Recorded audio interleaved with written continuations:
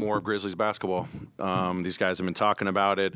That's the intensity we got to play with. That's the identity that we've been striving for all season long, and we're having fun doing it. I think the work that they've been putting in the last week or so, just chipping at that rock, just one day at a time, one conversation at a time, one film session at a time, one game at a time. That's how we always operate. But I just feel this group, just how hard they're playing, how they're competing. We've been fighting all season long, but it's taking a turn right now, and they're seeing the results for it. They understand what the priorities are going into every single game, what are our controllables defensively, offensively. It was a little chaotic there in that first half for sure, especially that first quarter. But as I told the guys, after giving up 30 in the first three quarters and then holding them to 18, we started dictating more, did a much better job understanding the free throw line was a huge part of the game. So carrying out what are the priorities, our guys just focusing on that, keeping it simple and playing hard within that. And then obviously the 29, assists, playing fast, playing with pace, spacing, just continuing to work. It's been a work in progress. It's 2 games, playing really well.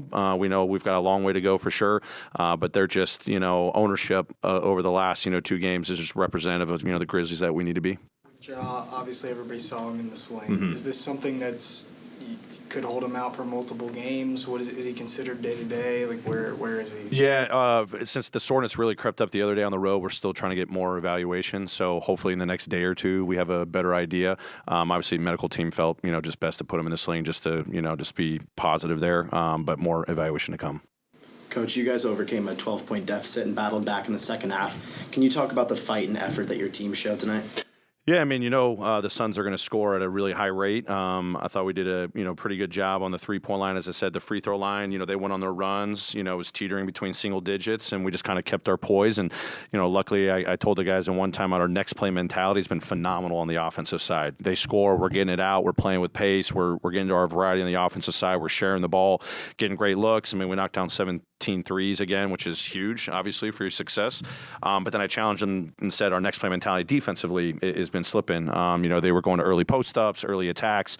We didn't have 5 guys ready, and then when we started doing that more in the fourth quarter, we got the result we needed. And then with no jaw tonight, what did you tell Jaren, Marcus, and Desmond to pick up this road win? Just be themselves. Sometimes you don't have to tell them. They understand that. We've been in this situation before. Really impressed with those guys. Obviously, Marcus getting a groove last couple of games. Des and Jaren have been doing this all season long. We talked about Jaren being aggressive. He had a lot of success in the previous game here in Phoenix.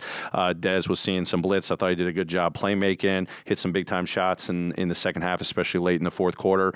And then Marcus being in attack mode, obviously, knocking down threes, shooting with confidence. I thought some of those misses could have gone in. And then also getting 8 assists. Those guys just playing to their capabilities no matter what the defense is throwing. But just that aggressive mentality I thought was infectious throughout the group. What kind of boost did Vince give you? Huge. Obviously, we adjusted the lineup, I think, barely 3 minutes into the game, understanding, what he needed to do for us defensively. But then I keep saying the last couple of weeks, just how he just plays with himself on the offensive side. I thought he did a great job spacing the floor, shooting with confidence, 3 threes.